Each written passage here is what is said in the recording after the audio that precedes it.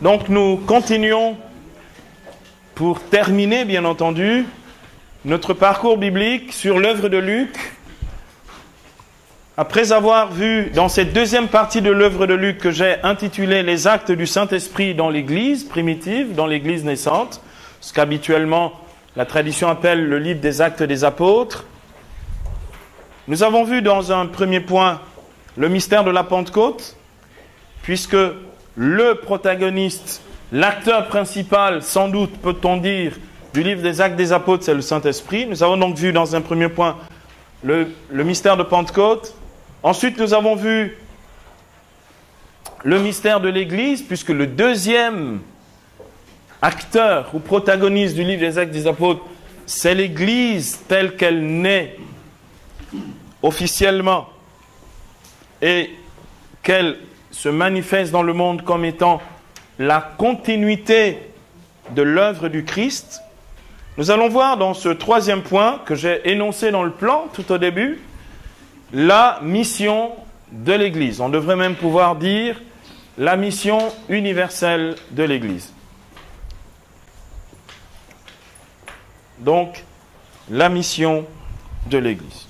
Au début du livre des Actes, Jésus promet le Saint-Esprit aux apôtres pour qu'ils deviennent témoins de sa résurrection jusqu'aux extrémités de la terre. Actes 1, 8.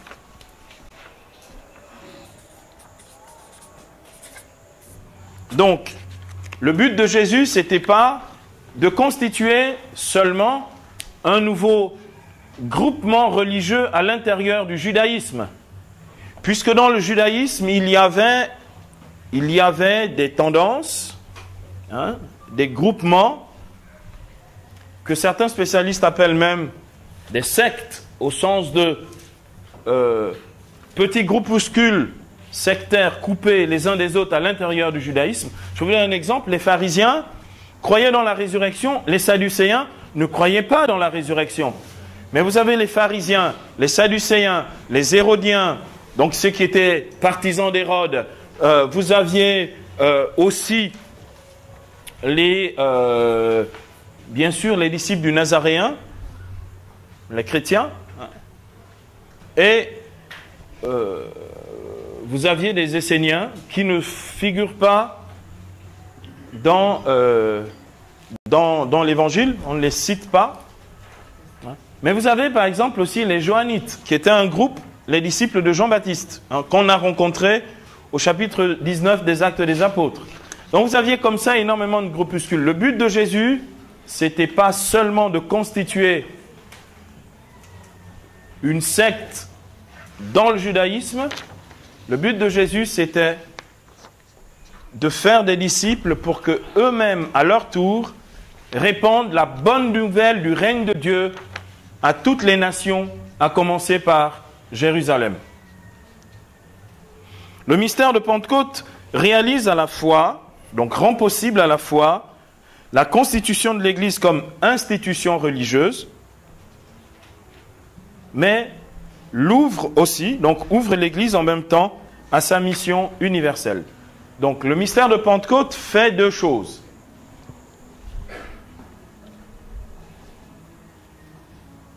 Institue l'Église et ouvre l'Église à la mission.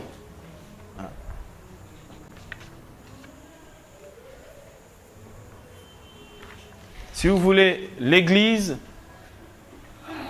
et la mission de l'Église sont des fruits visibles, patents, du mystère de Pentecôte. Cette mission commencera par le pays des Juifs, à savoir Jérusalem et la Judée. La mission commencera dans le pays des Juifs, c'est-à-dire à Jérusalem, capitale, et la Judée, donc les régions autour de Jérusalem, par exemple les villes d'alentour comme Bethléem en Judée, comme Béthanie, tous ces coins-là, tous ces environs vont être évangéliser. C'est le point de départ de la mission. Nous allons le voir en détail dans un instant. À cause de la seconde persécution qui suivit le martyre d'Étienne dans Acte 7. La première persécution, nous l'avons vu hier, c'est suite à la guérison de l'impotent, de l'infirme, de la belle porte, à l'entrée du temple de Jérusalem. Donc, à cause de la deuxième persécution, celle qui a suivi le martyre du diacre Étienne, l'Église se déploiera selon ce qu'avait annoncé Jésus en Samarie à travers la prédication du diacre Philippe dans Acte 8. Donc, les circonstances de ce déploiement missionnaire sont des circonstances très très particulières, non pas tant liées à un plan pastoral de déploiement, mais à une persécution.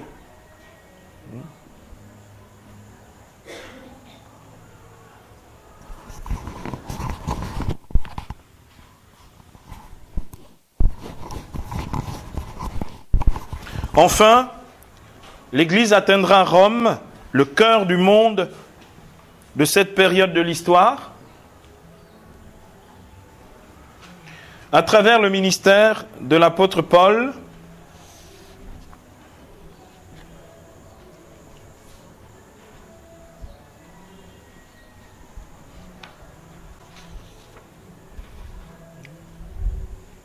ainsi que grâce à ces 3 grands voyages.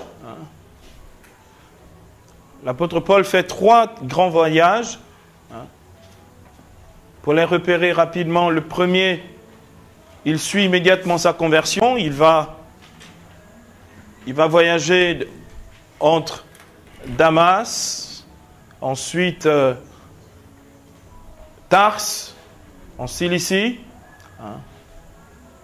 Ensuite, il va évangéliser un peu Antioche et ensuite revenir sur Jérusalem. Premier voyage. Là, il soumet son ministère. Il est pris par Barnabé.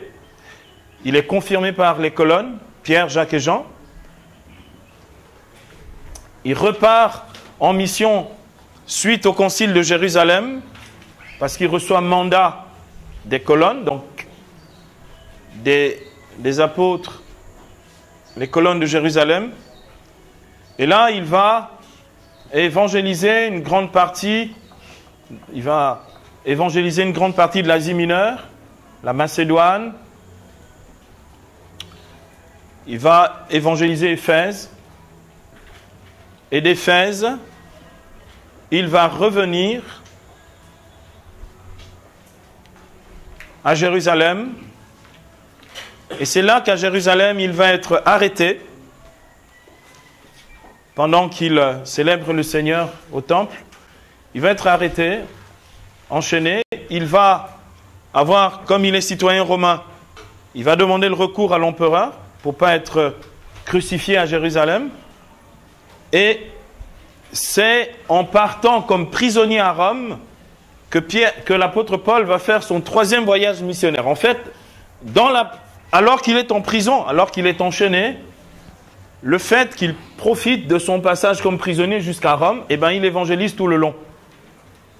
Donc le 3e voyage missionnaire de Paul, alors qu'il est enchaîné, c'est sans doute la période la plus belle du ministère de Paul. C'est là qu'il nous a écrit ces belles lettres que nous connaissons, les lettres de la captivité ou de la prison, l'épître aux Philippiens, l'épître aux Éphésiens, l'épître aux Colossiens et l'épître à Philémon. L'apôtre Paul écrit, c'est là qu'on voit le cœur paternel de Paul, c'est absolument extraordinaire, et tout son génie spirituel pendant ce 3e voyage, qui est le voyage de la captivité. Et ce voyage se termine avec Actes chapitre 28, verset 31.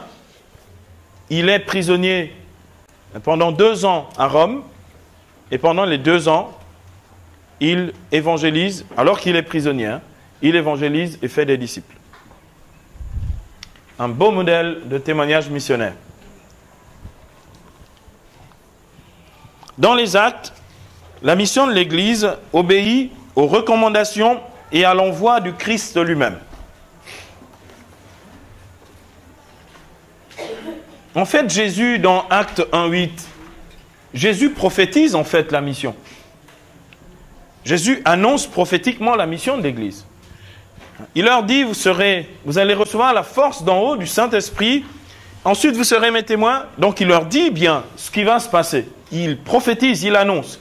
Vous serez témoins à Jérusalem, en Judée, dans la Samarie, jusqu'aux extrémités de la terre. Jésus prophétise la mission de l'Église. Donc, cette mission de l'Église obéit aux recommandations et à l'envoi prophétique du Christ.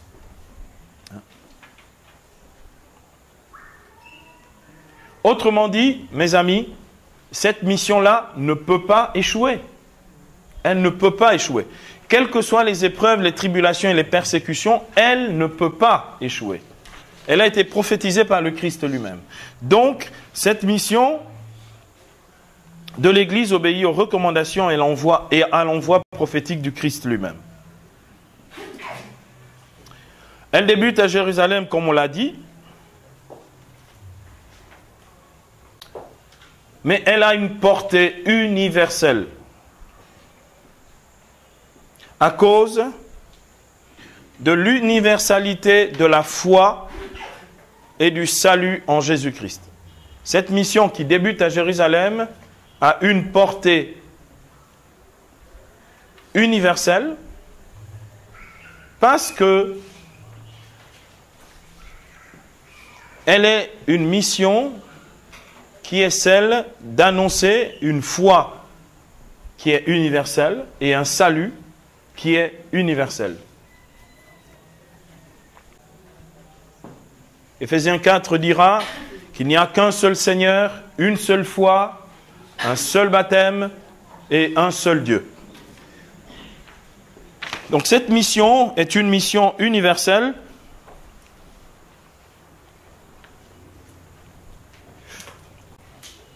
à cause de l'universalité de la foi et du salut. Le déploiement missionnaire repose sur l'engagement des apôtres et des disciples, mais surtout, de leur docilité à la parole du Christ et à l'action divine du Saint-Esprit. Donc, ce déploiement missionnaire repose aussi sur l'obéissance, la docilité des apôtres et des disciples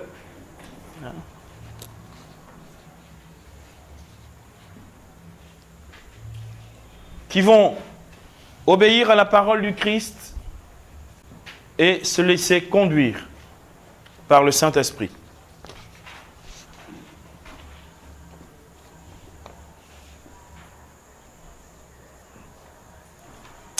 Dans la section que nous allons étudier maintenant, nous allons voir justement ce déploiement missionnaire dans les 3 lieux annoncés par le Christ, à savoir à Jérusalem avec l'apôtre Pierre, en Samarie avec le diacre Philippe, et on va faire un petit coucou à Athènes, la grande cité païenne, la cité des lettrés, des philosophes, des penseurs de l'époque, du 1er siècle de notre ère, avec donc l'apôtre Paul qui va aller chercher quelques ennuis à l'Aréopage. Voilà. Donc petit a présent à Jérusalem. Petit a, Jérusalem. Ensuite nous verrons petit b, Samarie. Et nous verrons petit c, Athènes.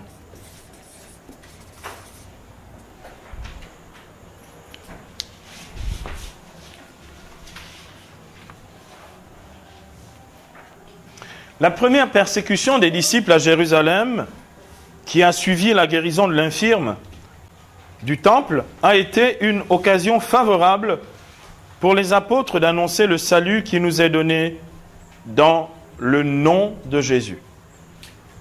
Donc la première persécution a été l'occasion pour les disciples d'annoncer le salut de Dieu qui est dans le nom de Jésus.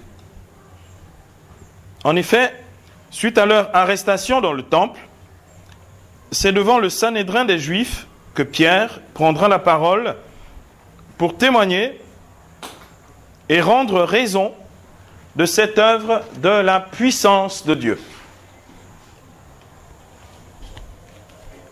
Donc, arrêté dans le temple à cause du signe qu'ils avaient réalisé au nom de Jésus, l'apôtre Pierre va rendre témoignage devant les chefs des Juifs dans le Sanhédrin, donc dans le grand Sénat des Juifs de ce moment-là.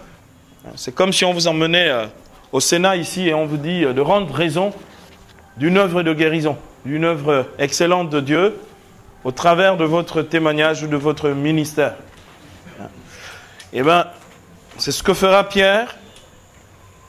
Il prendra la parole, donc, pour témoigner de cette œuvre de Jésus par la puissance du Saint-Esprit.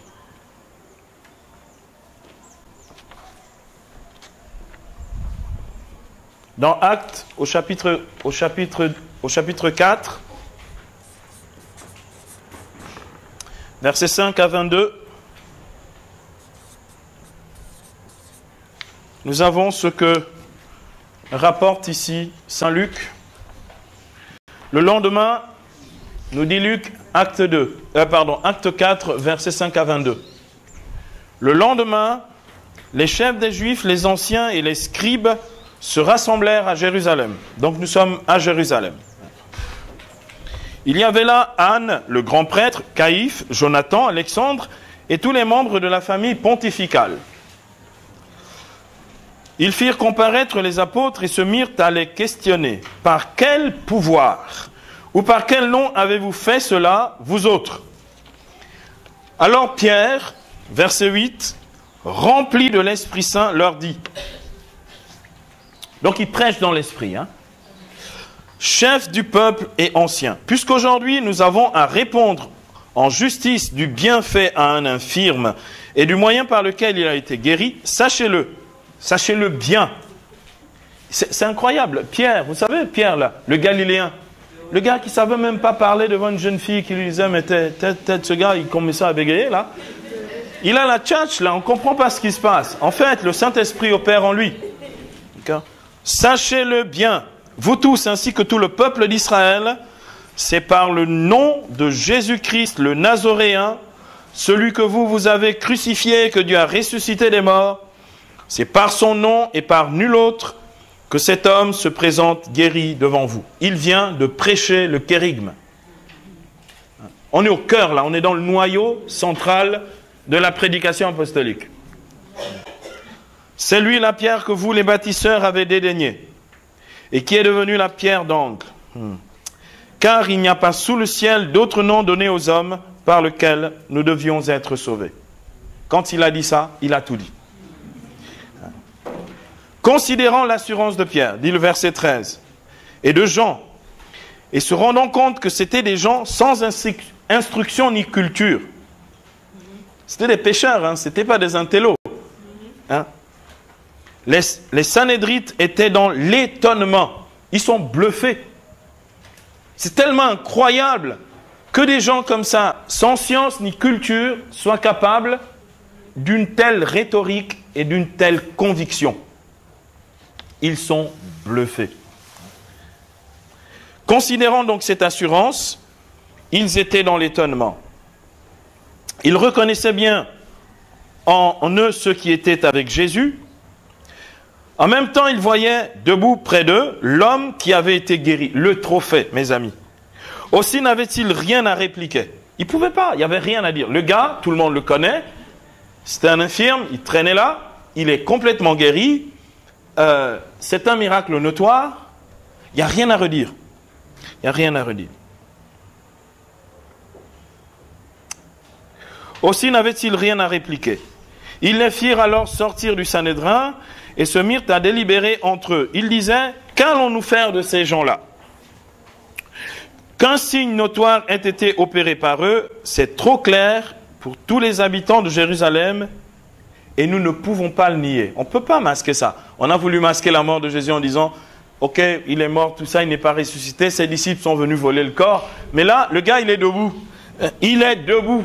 En fait, vous ne pouvez pas, à moins d'aller casser de nouveau les jambes du gars, mais en fait, non, il est debout. Voilà.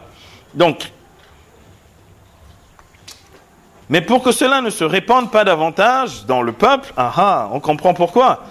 Empêchons-les par des menaces de parler désormais à qui que ce soit de ce nom-là. C'est la pire des erreurs qu'ils aient faites. Il fallait pas les provoquer sur ce terrain-là. Ils les rappelèrent donc et leur défendirent de souffler mot et d'enseigner au nom de Jésus. Mais Pierre et Jean de leur rétorquer. C'est les disciples comme j'aime. Alléluia. S'il est juste aux yeux de Dieu de vous obéir plutôt qu'à Dieu, à vous d'en juger, nous ne pouvons pas, quant à nous, ne pas publier ce que nous avons vu et entendu. Ils leur disent, nous allons faire plus de publicité. Verset 21. Cependant, après de nouvelles menaces, ils les relâchèrent, ne voyant pas comment les punir. Eh bien oui, à cause du peuple, car tout le monde à Jérusalem glorifiait Dieu de ce qui s'était passé. L'homme guéri miraculeusement avait en effet plus de 40 ans. Les gens le voyaient toujours là. Donc c'était notoire. En lisant ce genre de texte, j'ai de grosses tentations, mais je vais résister. Non, je résiste. Non, je suis dans un cours. Chaque chose en son temps. Chaque chose en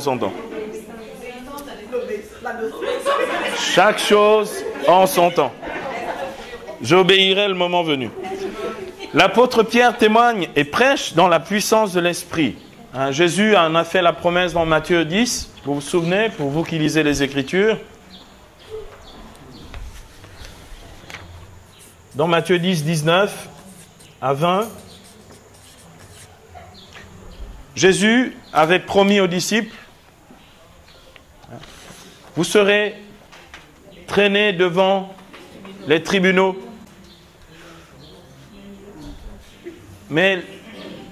et ce sera pour vous, dit Jésus, une occasion de rendre témoignage. Mais quand vous aurez à rendre témoignage, ne vous inquiétez ni de ce que vous direz, ni de comment vous le direz, car ce n'est pas vous qui parlerez. L'Esprit de votre Père parlera par vous. Donc ici, l'apôtre Pierre expérimente cette promesse du Seigneur.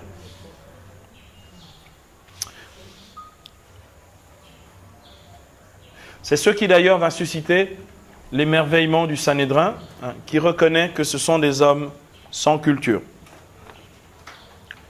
Sa prédication repose sur la personne de Jésus, qui est le Sauveur. Pour les Juifs, Pierre affirme clairement que le Messie promis, c'est Jésus de Nazareth. La guérison d'un infirme est un signe messianique. Il est annoncé, ce sont les signes qui sont annoncés dans Isaïe au chapitre 35 du livre du prophète Isaïe. Donc, guérir un infirme, ce n'est pas rien pour le monde juif.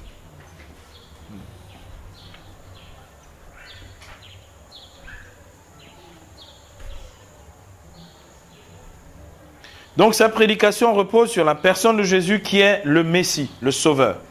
Enfin, c'est une prédication qui glorifie Dieu à travers le miracle de la guérison de l'infirme, qui en devient le signe de crédibilité.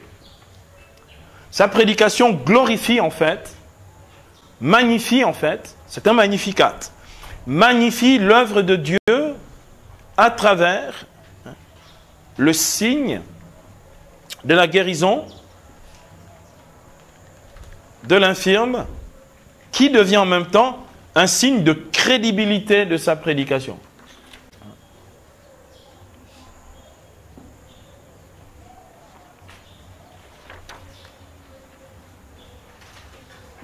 C'est du concret. Il dit, ce qui s'est passé, c'est ce que vous voyez. il prêche sur la réalité de l'œuvre de Dieu. C'est de la réalité, c'est du concret. L'impact de ce témoignage est grand car Luc rapporte dans Actes 4:21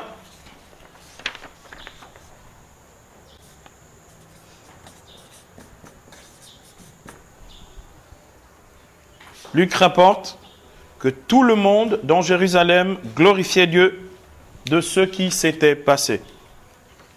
Donc, on pourrait dire d'une certaine manière, mission accomplie, l'œuvre de guérison et la prédication de Pierre, enfin, l'œuvre de guérison, l'arrestation de Pierre et Jean, la confusion du Sanhédrin, ils sont confondus, eh bien, cette œuvre-là a été un motif ou un sujet pour que Jérusalem glorifie Dieu de ce qui s'était passé. Faisons un petit bilan de la mission à Jérusalem. Faisons un rapide petit bilan pour passer ensuite en Samarie. Un petit bilan de la mission à Jérusalem. En ne tenant compte que des 6 premiers chapitres des Actes des Apôtres. C'est la grande partie de la mission à Jérusalem. Les 6 premiers chapitres. Faisons un bilan. Donc, la première prédication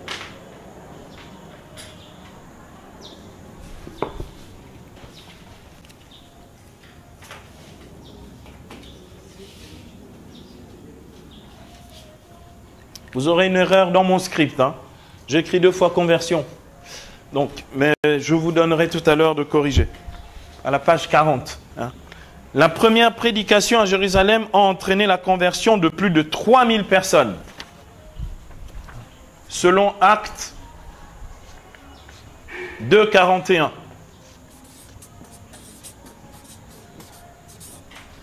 Donc la première prédication de Pierre, donc le jour de Pentecôte, a entraîné la conversion de plus de 3000 personnes. Actes 2:41.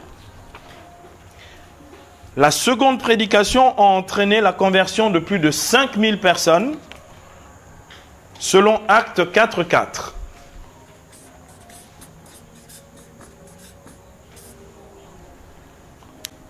« 5000 personnes.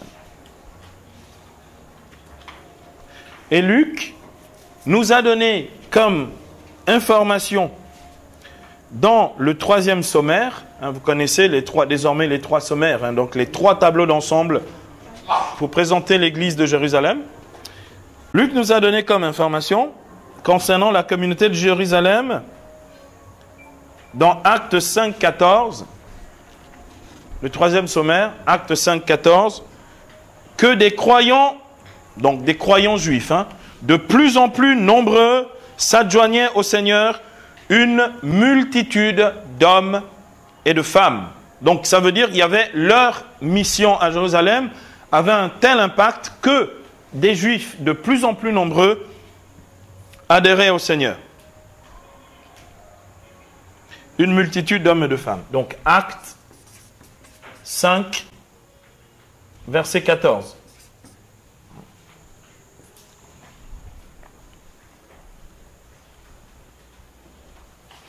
La mission à Jérusalem a été source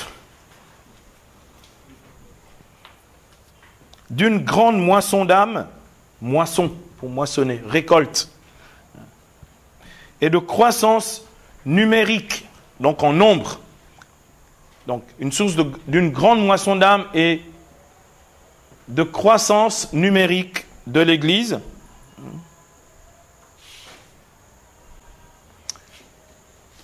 Car comme nous l'avons vu après l'institution des diacres, il y a un premier point qui est fait après l'institution des diacres dans Acte 6, verset 7. Acte chapitre 6, verset 7, il est écrit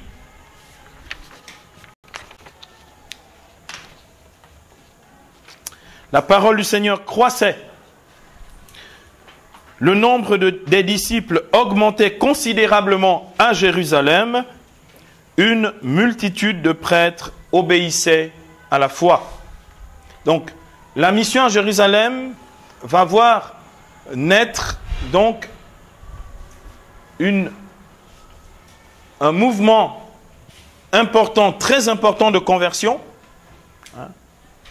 Et ces convertis, ce n'étaient pas que les gens simples du peuple. Bien sûr, il y a des gens du peuple, mais même les chefs religieux adhéraient à la foi. Nous connaissons quelques-uns de les deux qui ont enseveli Jésus dans l'évangile selon saint Jean. Des gens très importants comme Nicodème ou comme Joseph d'Arimathie. D'accord ? Mais il y en a eu d'autres, et des quantités d'autres.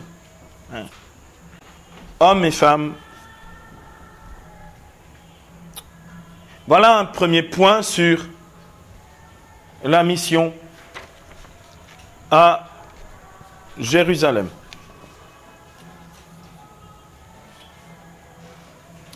Petit b à présent,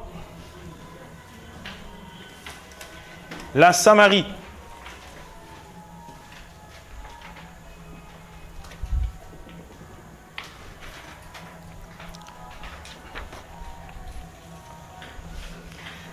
Comme je vous l'ai dit en introduction de cette partie sur la mission de l'Église dans les Actes, c'est à cause de la grande persécution survenue après le martyre du diacre Étienne.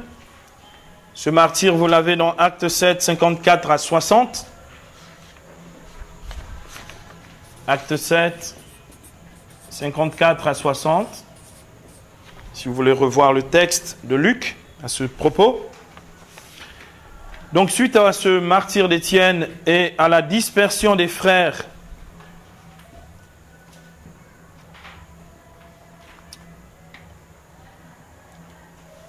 c'est grâce donc à cette persécution, à cette dispersion, que l'évangélisation de la Samarie a été rapidement rendue possible après la Pentecôte. Ils n'avaient pas programmé, mais les circonstances ont rendu possible cette évangélisation de la Samarie. Cette activité missionnaire a été surtout celle du diacre Philippe, mais comme nous allons le voir par la suite, ce sera aussi une mission que soutiendront les apôtres Pierre et Jean. Pierre et Jean, ils fonctionnaient en binôme au début. Pierre et Jean, ils étaient dans tous les grands coups, voilà, dans les bonnes affaires. Donc, cette mission est d'abord principalement l'activité du diacre Philippe, mais ce sera aussi celle des deux apôtres Pierre et Jean qui viendront donner le sacrement de la confirmation. Parce que c'est le lieu historique où l'Église considère qu'il y a un sacrement de la confirmation après le baptême. On ne vous l'avait jamais dit, mais vous allez l'apprendre ce soir. C'est dans Acte 8. Donc, il n'y a pas que Philippe, il y a Philippe principalement, mais il y a Philippe et les deux apôtres, Pierre et Jean. Luc raconte donc ici dans Acte 8, verset 1b. Donc la deuxième partie du verset 1. En ce jour-là, une violente persécution se déchaîna contre l'église de Jérusalem. Tous, à l'exception des apôtres, se dispersèrent dans les campagnes de Judée et de Samarie. D'accord ? Les apôtres n'ont pas bougé, ils sont restés sur place. Mais la quasi-totalité des frères se sont barrés, sont partis en courant dans les campagnes de Judée et de Samarie. C'est en ce temps-là que la bonne nouvelle se répandra chez les Samaritains. Luc nous le rapporte ici dans Acte 8, versets 4 à 17. Acte 8, verset 4 à 17.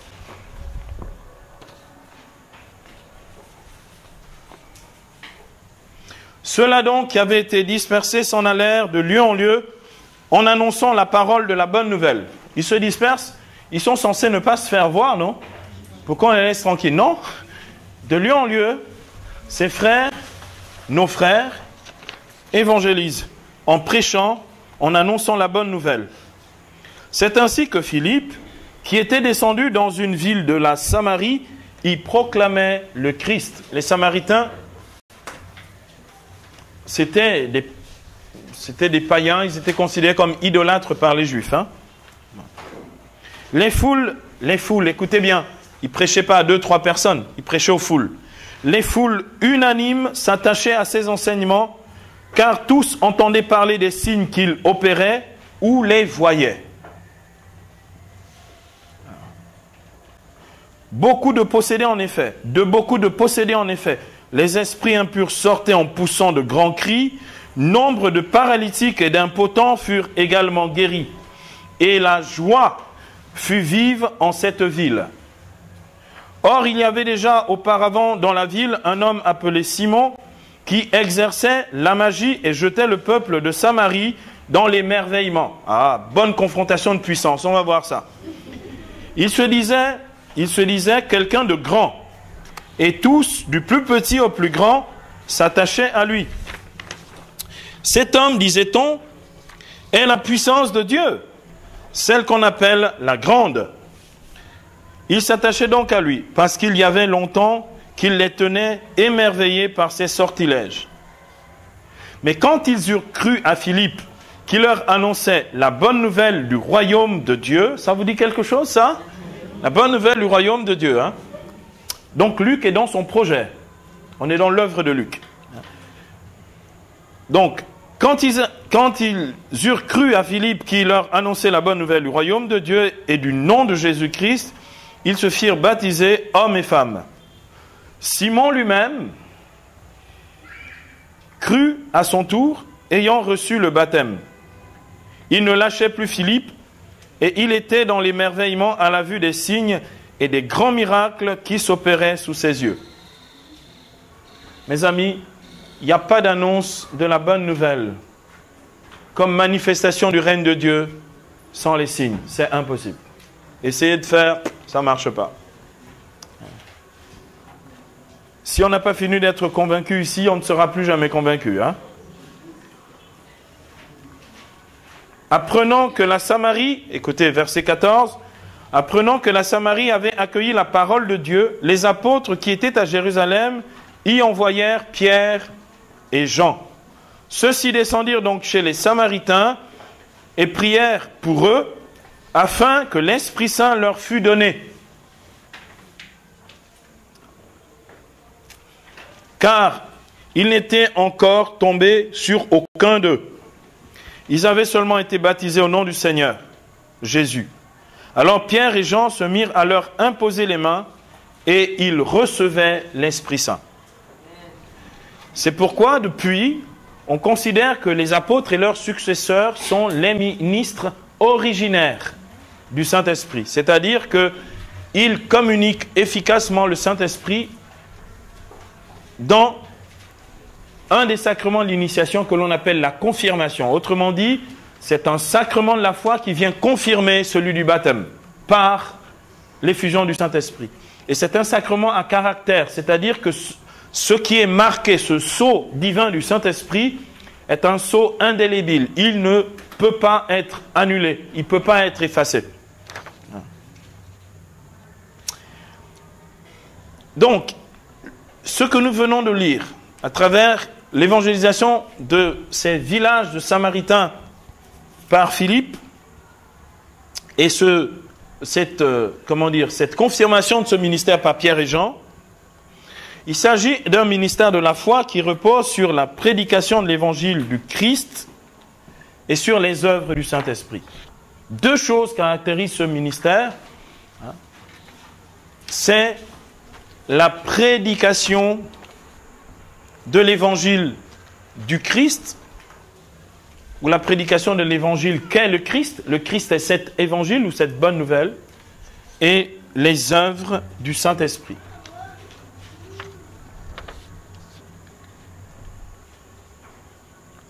Cette mission de Philippe sera confirmée, comme je viens de le dire, par le ministère de Pierre et Jean, qui descendirent en Samarie pour administrer le sacrement de la confirmation par l'effusion du Saint-Esprit suite au baptême des Samaritains.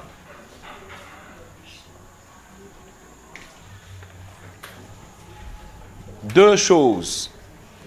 Cette mission repose sur la prédication de l'évangile du Christ et sur les œuvres du Saint-Esprit. Voilà.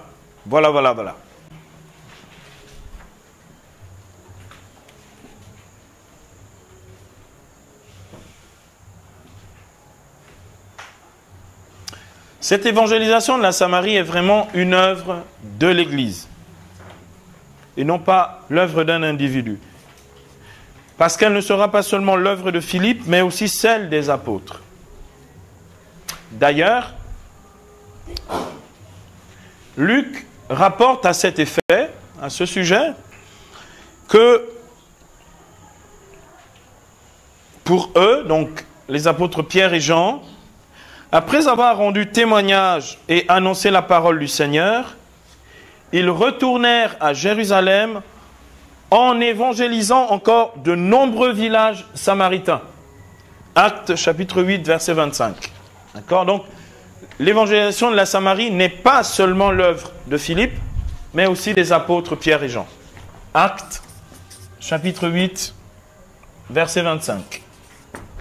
Donc, en repartant à Jérusalem, ils évangélisèrent encore de nombreux villages samaritains.